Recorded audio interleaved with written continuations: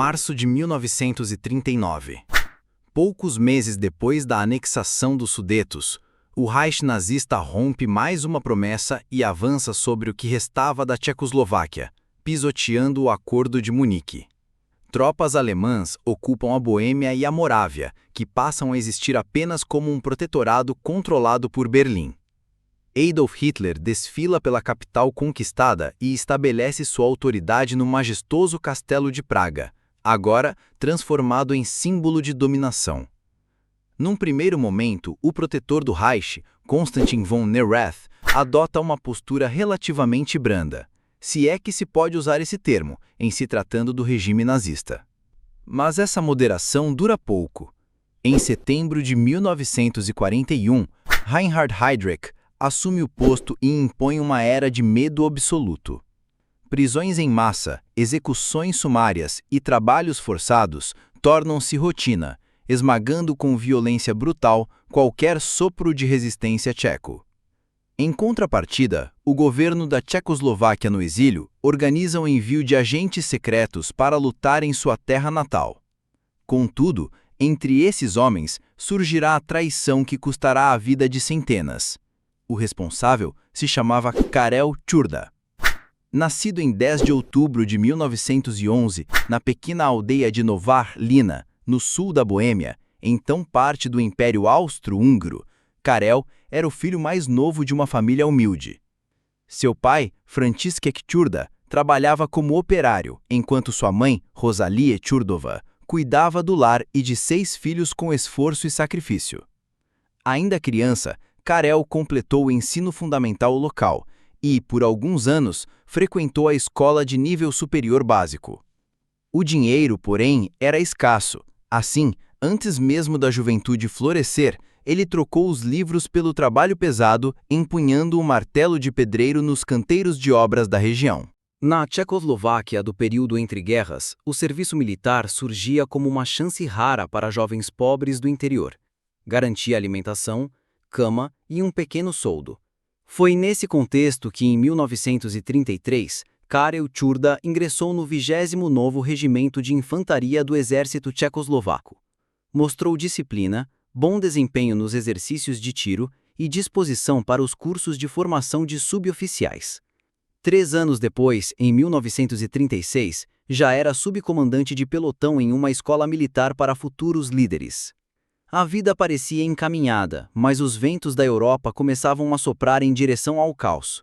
Em setembro de 1938, o Acordo de Munique entregava os Sudetos ao Reich e Čurda servia então na Guarda Financeira do Estado, uma força alfandegária armada. Seu pelotão patrulhava a recém-criada fronteira, vigiando contrabandistas e agentes nazistas infiltrados. Seus superiores o avaliavam como disciplinado, moralmente estável e politicamente fiel à República Tchecoslovaca, mas a república que ele defendia estava em vias de desaparecer. Em 15 de março de 1939, as tropas de Hitler marcharam sobre Praga, extinguiram a independência do país e instauraram o protetorado da Boêmia e Morávia. Para jovens como Čurda, servir sob o estandarte alemão era inconcebível. Assim, em junho daquele mesmo ano, ele conseguiu escapar e alcançou o campo de Bronowitz, próximo a Cracóvia, na Polônia.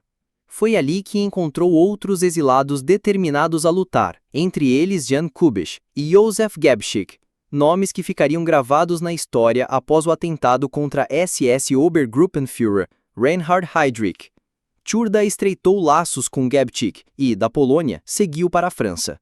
Seu objetivo era claro: juntar-se ao exército tchecoslovaco no exílio e enfrentar a Alemanha nazista. Contudo, antes disso, ingressou na temida Legião Estrangeira Francesa, formada por voluntários que serviam em território francês e em colônias ultramarinas. A razão era prática. Antes do início da guerra, ainda não havia autorização para criar unidades militares independentes compostas por tcheco-eslovacos em solo francês. Quando a Segunda Guerra Mundial eclodiu em 1º de setembro de 1939, o cenário mudou. O exército tchecoslovaco no exílio foi finalmente estruturado e Čurda deixou a Legião Estrangeira para integrar-se a ele. Treinou intensamente, enfrentando condições difíceis, mas não chegou a combater na campanha francesa. a Alemanha nazista esmagou a França em apenas 6 semanas, no verão de 1940. Sem jamais ter pisado no front, Tchurda conseguiu embarcar em um dos navios de evacuação rumo à Grã-Bretanha. Lá, juntou-se ao contingente de compatriotas exilados instalados em tendas improvisadas no Parque Cholmondeley, perto de Liverpool. Todos sabiam que vigiar o litoral britânico não seria suficiente para libertar sua pátria.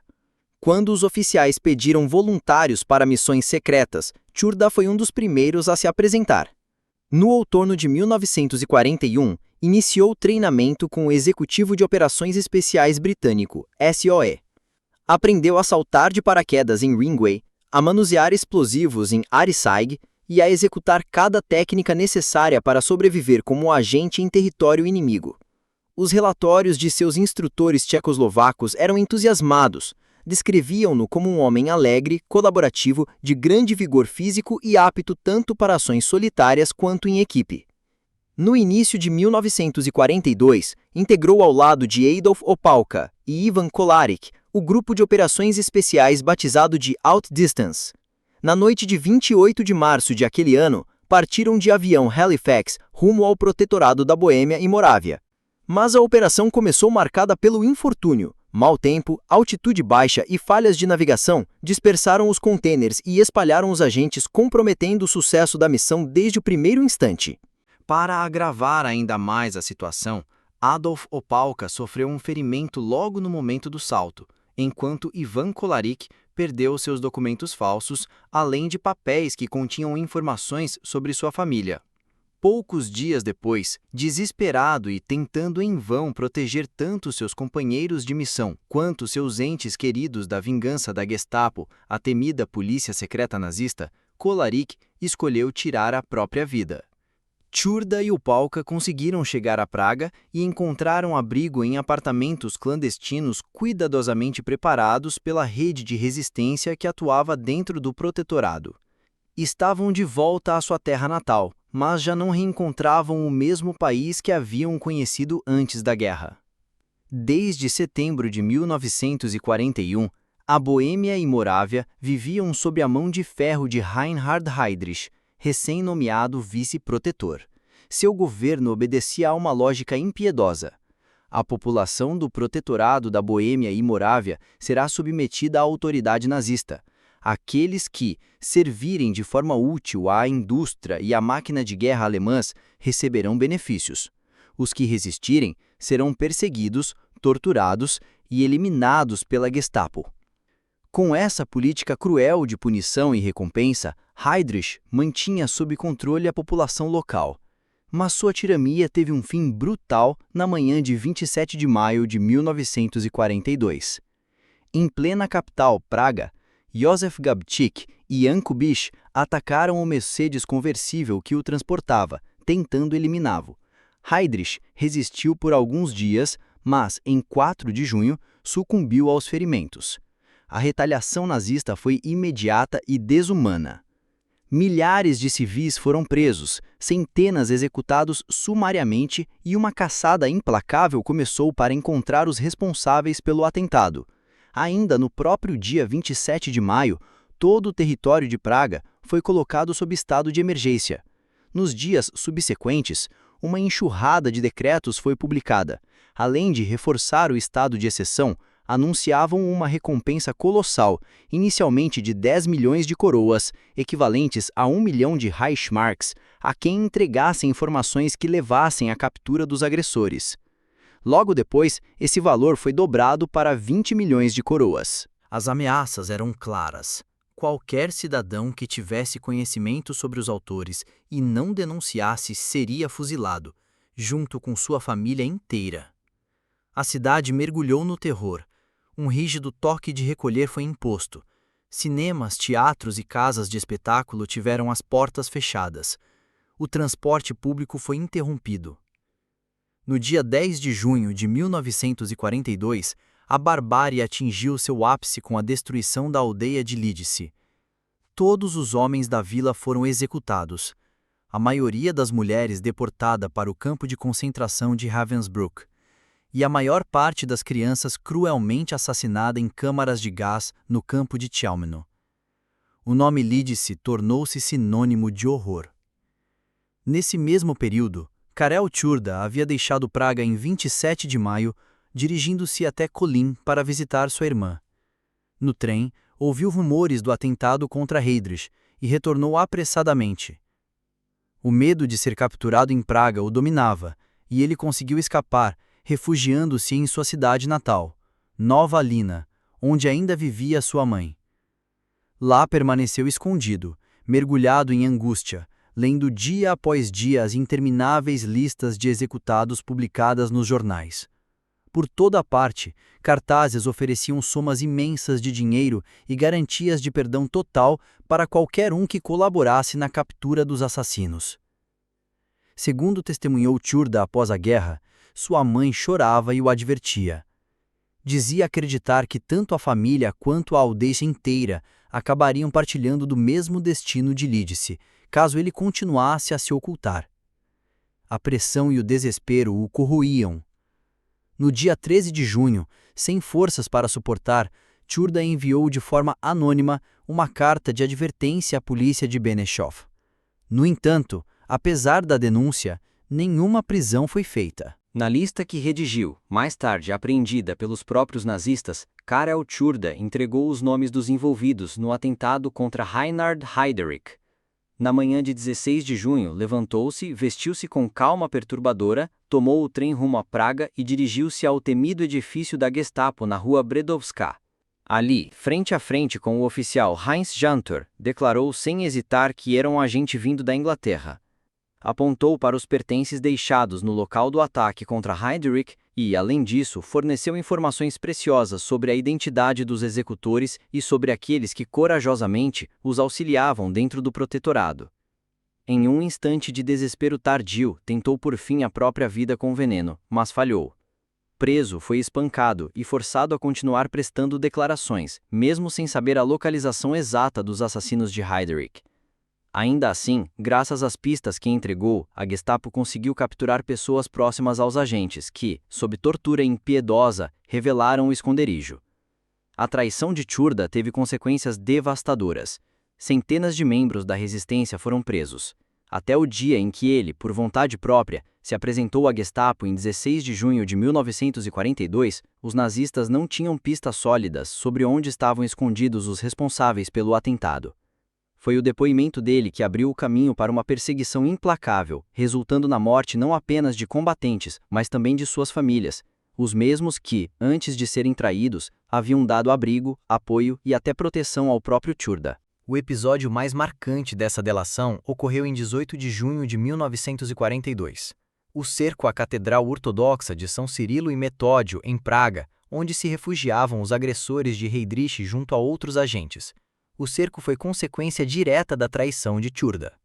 Durante o confronto, ele teria se dirigido aos companheiros sitiados implorando: "Amigos, rendam-se, nada de ruim lhes acontecerá. Comigo também nada aconteceu." Mas a resposta dos homens encurralados veio em rajadas de tiros. Preferiram a morte a cair vivos nas mãos da Gestapo. Muitos tiraram a própria vida no interior da igreja após horas de resistência desesperada. A batalha durou 7 horas. Depois do massacre, os corpos dos combatentes foram retirados um a um e, friamente, identificados por Tchurda e outro traidor convertido em informante, William Jerick. Em troca, a Gestapo cumpriu parte da promessa, concedeu a Tchurda uma fatia da recompensa, deu-lhe uma nova identidade, germanizada para Karl Gerhardt, e reconheceu oficialmente sua nova condição de cidadão alemão. Ele recebeu 5 milhões de coroas e passou a ser usado pelos nazistas como isca humana. Disfarçado de agente tchecoslovaco recém-chegado, percorria o protetorado pedindo abrigo e contato com o movimento clandestino. Muitos patriotas acreditaram em suas palavras e o acolheram. Dias depois, eram capturados pela Gestapo. O veneno de sua traição não corroeu apenas a resistência local, mas também comprometeu operações maiores, atingindo agentes enviados da própria Grã-Bretanha pelo comando tchecoslovaco no exílio. Sua figura carregava ainda mais peso porque vários o conheciam da Grã-Bretanha. A cada delação, novos endereços eram revelados e novas ondas de prisões se espalhavam. Nesse período, rompeu definitivamente com Karolina Girakova, a mulher com quem tivera um filho, nascido apenas 8 meses após sua fuga do protetorado em 1939. Em seu lugar, uniu-se a uma alemã, Maria Bauer, parente direto de um oficial da Gestapo, selando de vez sua ligação com o regime que antes dizia combater. Durante esse período, Karel Tchurda já não era o mesmo homem. O álcool passou a governar suas noites, afogando-o em vícios e fraquezas, mas, apesar disso, continuava registrado na folha de pagamento da Gestapo e seguia colaborando com os nazistas.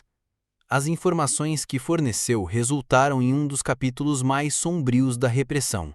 De Praga, onde as redes da resistência foram desmanteladas sob tortura, centenas de patriotas foram deportados para o campo de concentração de Mauthausen, na Áustria.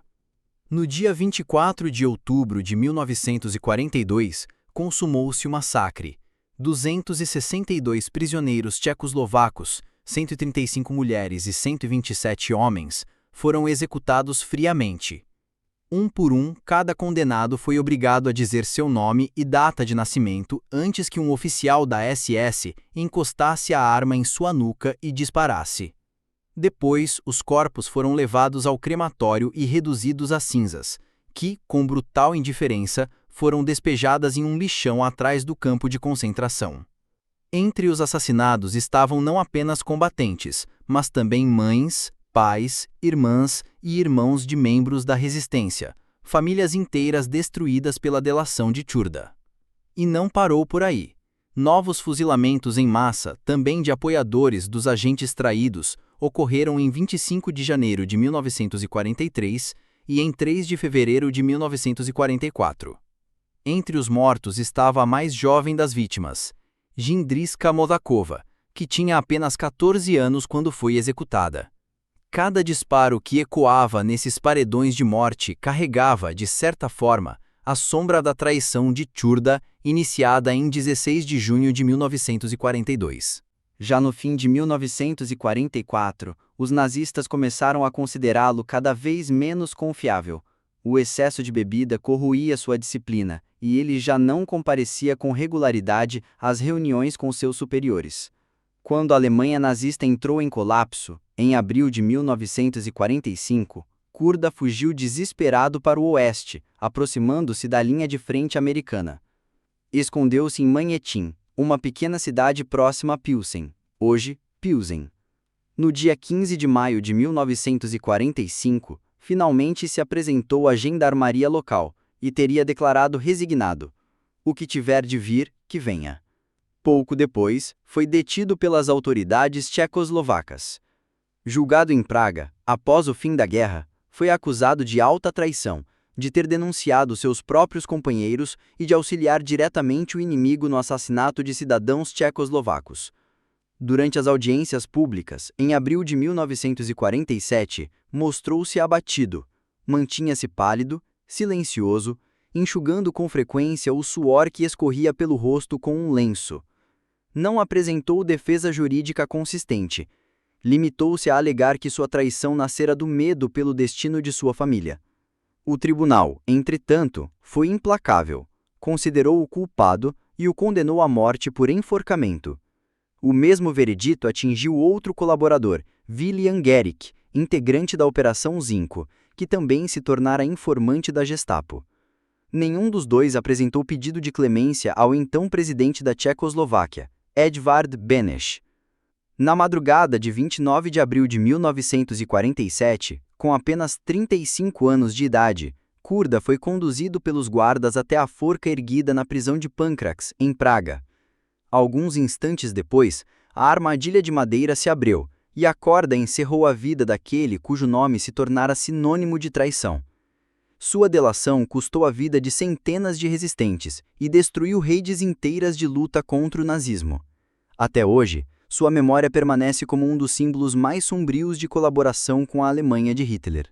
A história de Karel Tchurda nos ensina que decisões tomadas sob medo e pressão podem ter consequências devastadoras não apenas para quem as toma, mas para toda uma comunidade. A coragem, a lealdade e a solidariedade diante da opressão não são apenas virtudes morais, mas forças que preservam vidas e valores. A traição de Shurda mostra que ceder à autoproteção pode destruir redes de resistência e ceifar vidas inocentes. A reflexão sobre suas ações nos lembra da importância de manter princípios mesmo em situações extremas, pois escolhas equivocadas, por menores que pareçam, podem ecoar de forma trágica e irreversível. A trajetória de Shurda provoca reflexão sobre moralidade, medo e responsabilidade individual. Ele começou como um jovem determinado a lutar por seu país, treinou, arriscou sua vida e conviveu com companheiros dispostos a morrer pela liberdade. No entanto, a pressão e o terror nazista o fizeram trair aqueles que confiavam nele.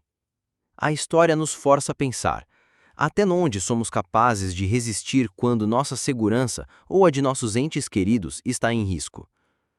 Ela nos questiona sobre coragem e ética em momentos de crise, e como pequenas decisões podem alterar o curso da vida de muitos, transformando heróis em símbolos de tragédia. Agora eu quero saber de você. Será que, no lugar de Shurda, conseguiria resistir ao medo ou acabaria cedendo à pressão? E olhando para essa história, que lições podemos levar para os desafios que enfrentamos hoje em nossas próprias vidas? Pense nisso. Reflita um pouco. E se essa história mexeu com você, não deixe de curtir o vídeo e se inscrever no canal, porque temos muito mais histórias e reflexões históricas que vão fazer você sentir, aprender e se emocionar com cada detalhe.